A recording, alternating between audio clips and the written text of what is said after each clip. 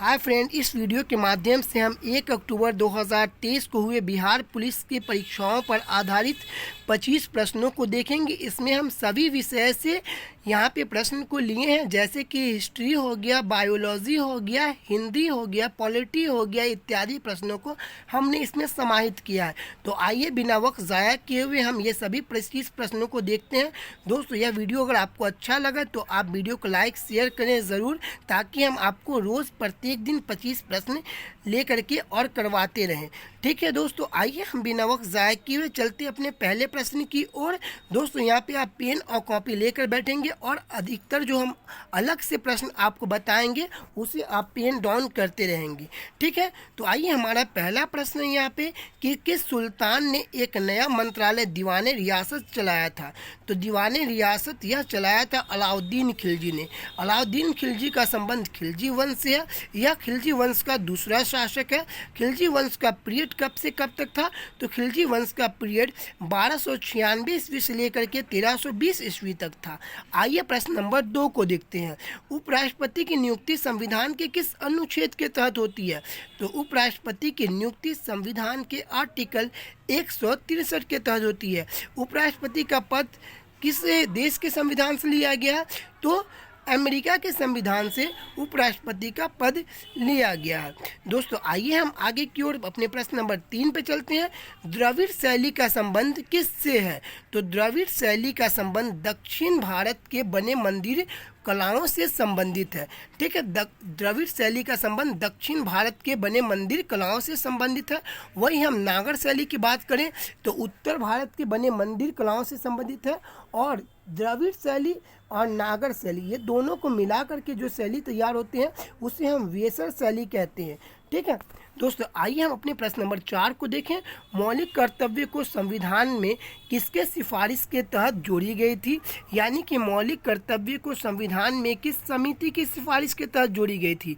तो दोस्तों, 42वें संविधान संशोधन 1976 के तहत स्वर्ण सिंह समिति की सिफारिश पर मौलिक कर्तव्य को संविधान में जोड़ा गया। इसे संविधान के भाग 4A में रखा गया। ओके, आइए अपने प्रश्न नंबर 5 को देखते हैं। ग्राम पंचायत का गठन का वर्णन संविधान में किस अनुच्छेद के तहत किया गया है? तो दोस्तों, ग्राम पंचायत का वर्णन संविधान के अनुच्छेद 40 में किया गया। वही पंचायत का वर्णन संविधान के भाग 11 में किया गया है। दोस्तों, आइए हम आगे की ओर बढ़ते हैं। प्रश्न नंबर 6, WBC का अन्य नाम क्या है? तो WBC का अन्य नाम ल्यूकोसाइट है।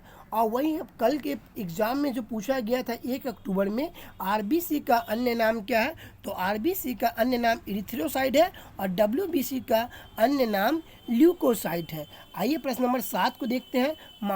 मानव कान में हड्डियों की संख्या कितनी होती है? तो मानव कान में हड्डियों की संख्या कुल 3 होती है। सबसे छोटी हड्डी कौन सी होती है? तो सबसे छोटी हड्डी स्टेपीज होती है। और सबसे बड़ी हड्डी कौन सी होती है? तो जांघ की हड्डी फीमर होती है। आइए प्रश्न नंबर हम 8 को देखते हैं। निम्न में से कौन सा सही है? तो दोस्तों, C/5 =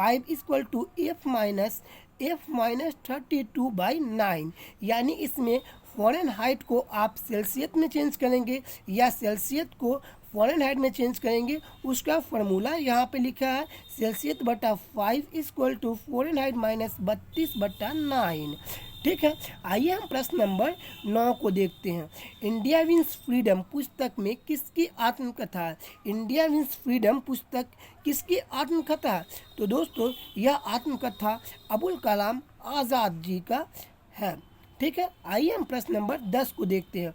the God of small things किसकी रचना है?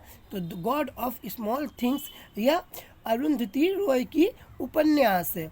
ठीक है, प्रश्न नंबर 11, यूएनओ का स्थापना दिवस कब मनाते हैं? तो यूएनओ का स्थापना दिवस 24 अक्टूबर को मनाते हैं। यूएनओ का स्थापना हुआ था 1945 ईस्वी में। इसका मुख्यालय न्यूयॉर्क में स्थित है। आइए हम प्रश्न नंबर 12 को देखते हैं। प्रश्न नंबर 12 है, कोपा कप किस खेल से संबंधित है? तो कोपा कप यह फुटबॉल खेल से संबंधित है। कोपा कप किससे संबंधित है? तो यह फुटबॉल खेल से संबंधित है। आइए प्रश्न नंबर 13 को देखते हैं। निम्नलिखित में से शारीरिक ऊर्जा प्रदान करता है? कौन सा निम्नलिखित में से शारीरिक ऊर्जा प्रदान करता है और तुरंत ऊर्जा प्रदान करता है? तो कार्बोहाइड्रेट यह तुरंत ऊर्जा प्रदान करता है और सबसे ज़्यादा ऊर्जा प्रदान करता है। ऊर्जा को किस चीज़ में मापते हैं? तो ऊर्जा को कैलोरी में मापते हैं। आइए प्रश्न नंबर 14 को देखते हैं। निम्नलिखित में से कौन सा एक मानव प्रजनन तंत्र नहीं है? यानी बोल रहा है 14 नंबर प्रश्न, निम्नलिखित में से कौन एक मानव नर प्रजनन तंत्र नहीं है? तो दोस्तों यह गर्भाशय नहीं है, गर्भाशय महिला जनन तंत्र है। ओके, आइए हम प्रश्न नंबर 15 को देखते हैं। ईईजी का प्रयोग किसकी गतिविधि को कम करने में किया जाता है? तो ईईजी का प्रयोग हम मस्तिष्क की गतिविधियों को कम करने के लिए करते हैं। इलेक्ट्रोइंसिफ्लोग्राफ कहा जाता है इसका फुल फॉर्म, और वही होता है ईसीजी मतलब कि हो गया आपको इलेक्ट्रोकार्डियोग्राफ, वह हृदय को नियंत्रित करने के लिए किया जाता है। दोस्तों आइए हम प्रश्न नंबर 16 को देखते हैं। निम्नलिखित में से कौन सा एक तत्सम शब्द है? दोस्तों यहाँ हमने हिंदी को भी लिया है, जो आपके बिहार पुलिस के लिए काफ़ी महत्वपूर्ण प्रश्न बनेंगे। निम्नलिखित में से कौन सा एक तत्सम शब्द है? तो दोस्तों निम्नलिखित में से ये तीनों तत्सम शब्द है। क्षत्रिय तत्सम शब्द है, श्रृंगार तत्सम शब्द है और शांति तत्सम शब्द है। और वही होता है तद्भव शब्द। तद्भव शब्द मतलब कि आपको क ख ग घ अंग ये तालाब स तक जो रहेगा ना, वो सब तद्भव शब्द रहेगा। इसमें कुछ लेटर दिए रहते हैं जिसका आप पहचान कर लेंगे कि यह मिला हुआ तो वो तत्सम शब्द होगा। जैसे कि छ हो गया, री हो गया, तालाबे स हो गया, या फिर चंद बिंदु वगैरह कहीं पे लगा रहे, तो वो सब तत्सम शब्द में जुड़ेंगे। ठीक है, और जो एकदम सीधा आपको हिंदी के वर्ड्स लगेंगे वो आपके तद्भव शब्द होंगे, और जो थोड़ा सा भी आपको संस्कृत से मिलते जुलते वर्ड लगेंगे वो आपके तत्सम शब्द होंगे।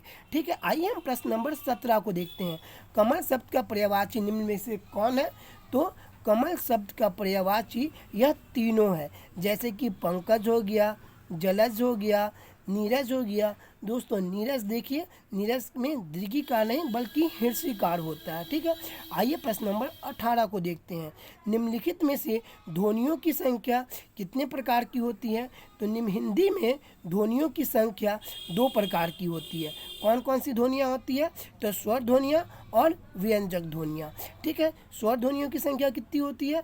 तो स्वर ध्वनियों की संख्या आपको लगभग 13 के आसपास होती है। ठीक है, आइए हम प्रश्न नंबर 19 देखते हैं। राष्ट्रीय हिंदी दिवस कब मनाया जाता है? तो प्रत्येक वर्ष 14 सितंबर को राष्ट्रीय हिंदी दिवस के रूप में मनाया जाता है। प्रश्न नंबर 20 को हम देखते हैं। तिरंगा में कौन सा समास दिया गया है? तो तिरंगा में द्विगु समास दिया गया है। जिस भी शब्द के आगे आपको संख्यावाचित हो उसे हम द्विगु समास कहते हैं। जैसे तिरंगा यानी 3 रंग से बना हुआ तिरंगा। ठीक है, या फिर 10 गुना, या फिर ऐसा कोई भी वर्ड हो जिसमें आपको आगे में संख्यावाचक वर्ड हो, उसे हम द्विगु समास कहते हैं। ठीक है, आइए हम आगे देखते हैं। प्रश्न नंबर 21, गुलामगिरी पुस्तक के लेखक कौन है? तो गुलामगिरी पुस्तक के लेखक ज्योतिबा फूले जी है। आइए प्रश्न नंबर 22 को देखते हैं। नीति निर्देशक तत्व संविधान में किस देश से लिया गया है? तो नीति निर्देशक तत्व भारतीय संविधान में जो भाग 4 में दर्शाया गया है, यह आयरलैंड के संविधान से लिया गया। इसका वर्णन भारतीय संविधान के अनुच्छेद 36 से लेकर के अनुच्छेद 51 तक किया गया है। आइए हम प्रश्न नंबर 23 को देखते हैं। मौलिक कर्तव्य किस देश के संविधान से लिया गया है? तो मौलिक कर्तव्य यह रशिया के संविधान से लिया गया है। मौलिक अधिकार किस देश के संविधान से लिया गया है? तो यूएसए के संविधान से लिया गया है। वहीं उपराष्ट्रपति पद किस देश के संविधान से लिया गया है? तो ये भी यूएसए के संविधान से ही लिया गया है। संघात्मक संघात्मक व्यवस्था किस देश के संविधान से लिया गया? तो यह कनाडा के संविधान से लिया गया। वही हम देख लें प्रश्न नंबर 24 को, तो प्रश्न नंबर ये 25 होगा, ठीक है। असहयोग आंदोलन प्रारंभ हुआ था कब? तो असहयोग आंदोलन को प्रारंभ किया गया था 1 अगस्त 1920 ईस्वी को। इसी दिन हमारे भारत के केसरी, हमारे भारत के आन बान शान कहें तो जो काफ़ी अहम रोल निभाए थे हमारे भारत को आज़ाद करने में, बाल गंगाधर तिलक, जिसे भारतीय शांति का अग्रदूत कहा जाता है, वो कौन थे, कौन कहा था? तो वेलेंटाइन चिरोल ने कहा था। इनकी मृत्यु 1 अगस्त 1920 को ही हो गई थी, जब भारत में असहयोग आंदोलन प्रारंभ हुआ था उसी दिन। दोस्तों, यदि आपको यह वीडियो अच्छा लगा तो प्लीज़ आप वीडियो को लाइक करें, और चैनल को यदि आप सब्सक्राइब नहीं किए हैं तो प्लीज़ चैनल को सब्सक्राइब कर दें।